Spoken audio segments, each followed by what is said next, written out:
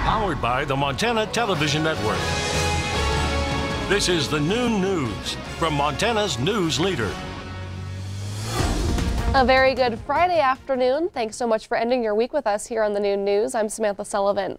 President Trump held a rally in Grand Rapids, Michigan Thursday night where he and his supporters cheered the end of Special Counsel Robert Mueller's investigation of possible collusion between the Trump campaign and Russia. Nicole Killian has more details on that from the White House. The collusion delusion is over. President Trump rallied with supporters in Michigan last night and claimed victory in the Russia investigation, which Special Counsel Robert Mueller wrapped up last week. After 3 years of lies and smears and slander, the Russia hoax is finally dead. And the president didn't hold back on what he thinks of the 8 different congressional investigations still looking into him, his business dealings, his campaign, and inauguration committee. The Democrats have to now decide whether they will continue defrauding the public with ridiculous bull. His attack turned personal against the Democrat leading the House Intelligence Committee's investigation. Little pencil neck Adam Schiff. He's got the smallest, thinnest neck I've ever seen. Despite the criticism from the president and other Republicans, Congressman Adam Schiff insists that President Trump and his campaign committed wrongdoing during the 2016 election. I think it's immoral. I think it's unethical. I think it's unpatriotic. And yes, I think it's corrupt. Looking ahead to 2020, the president drummed up support for his administration's decision to try to overturn the Affordable Care Act in the courts. We're going to get rid of Obamacare. And I said it the other day.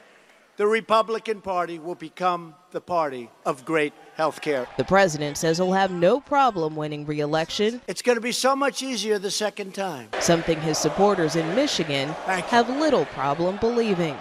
Nicole Killian, CBS News, the White House. Now, so far, President Trump has just one declared Republican challenger, former Massachusetts Governor Bill Weld. Well, closer to home today, a Montana family clings to hope in a Utah hospital. The suspect accused of critically injuring Montana Highway Patrol Trooper Wade Palmer pleads not guilty.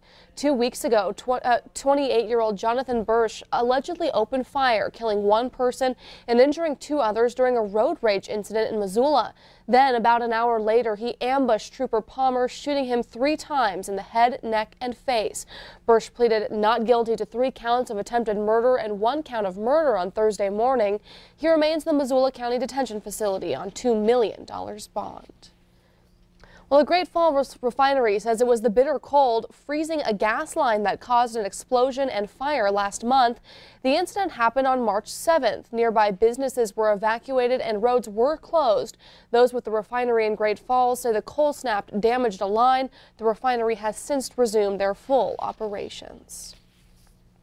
Montana Senator Steve Daines is asking a former Blackfeet Reservation doctor serving time for sexually abusing children to stop receiving government benefits. Senator Steve Daines sent a letter to the Secretary of Health and Human Services concerning Dr. Stanley Weber.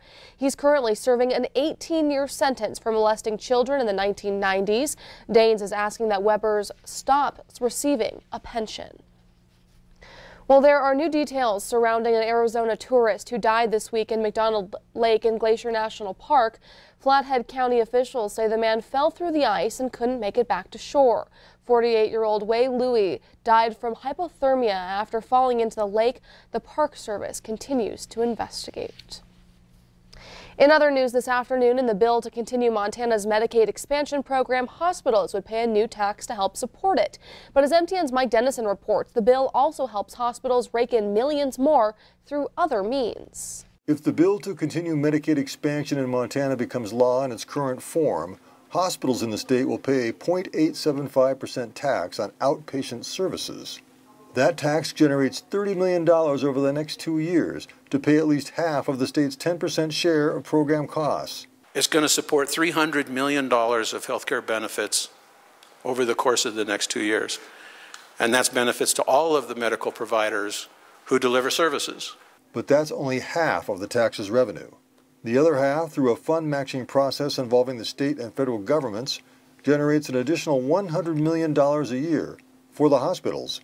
The bill from Republican Representative Ed Buttrey also increases something called the hospital bed tax, which almost all Montana hospitals pay.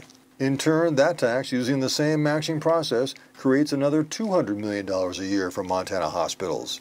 But Olson and Buttrey say this revenue is not a windfall. They say it helps hospitals offset the cost of treating so many additional patients covered by Medicaid, whose reimbursement amounts don't cover hospital costs of providing the service. Remember, anything that's below the cost of the service provided that they get reimbursed gets cost shifted to folks that have insurance policies and self-pay. So this is not a tack by the hospitals to get rich. This is a tack to help them pay for the services that they have to provide. This tax revenue generated for the hospitals through Medicaid expansion comes on top of more than $500 million hospitals have been paid in the last 3 years for patients covered by the program. Olson says that money has meant less bad debt, less charity care at the hospitals, stable prices, and more services from hospitals. We have a number of hospitals that have not raised their rates in the last 2 or 3 years. We have a number of hospitals that have been able to provide additional services. That's what lawmakers will decide as they debate this issue. Is this huge overall investment in the healthcare system by taxpayers and hospitals worth the return? Reporting from the Capitol, Mike Dennison, MTN News. Mike tells us the Montana House is scheduled to debate and vote on the Medicaid expansion bill today. We'll have more on that coming up in your evening news. Well, legislation inspired by Montana high school students to put gun training in the classroom is making moves. The bill passed the House and is now headed to the Senate. It would require the Office of Public Instruction to develop a gun safety class. Then school districts could implement the course. A group called Helena Youth Against Gun Violence pitched the original idea to lawmakers. Well, now we'll turn things over to Ed in the Weather Center. Ed, it seems like there's still areas of the state that are getting snow today. Absolutely. Southern Montana into northern Wyoming still looking at clouds and the potential for more snow showers. This shows you where we have the higher snow depths across western and southern Montana. No real surprise, the areas with the higher elevations all the way into the bighorns of northern Wyoming. But we're also seeing the areas that were impacted by the snow yesterday having additional flooding concerns today. Snow already on the ground, then you add that wet, heavy snow on top, and as the temperatures begin to warm, for a good measure, we're talking about these areas from Great Falls, Bozeman, down into the southwest corner of the state, looking at culverts and streams becoming a bank full, causing some problems with muddy roads and water over roadways, and of course also some flooding concerns up around the Fort Peck region. More on the weekend forecast coming up. Thanks, Ed. It was another successful Western Art Week in Great Falls. The C.M. Russell Museum says last week's festivities raised nearly $5 million. 13 significant pieces by Charles M. Russell and 4 by Olaf Seltzer were auctioned off. Total sales reached $4.7 million. A Charles Russell work was naturally the highest earner of live auction night. His 1897 oil painting, Approach of White Men, sold for over $1.3 million.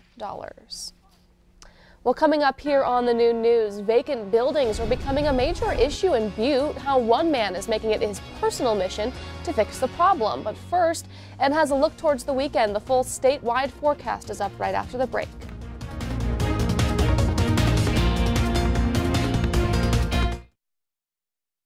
You're watching MTN News with Samantha Sullivan, Storm Tracker Weather with Ed McIntosh, and Farm and Ranch News from the Montana Ag Network. This is the Noon News on Q2, Montana's news leader.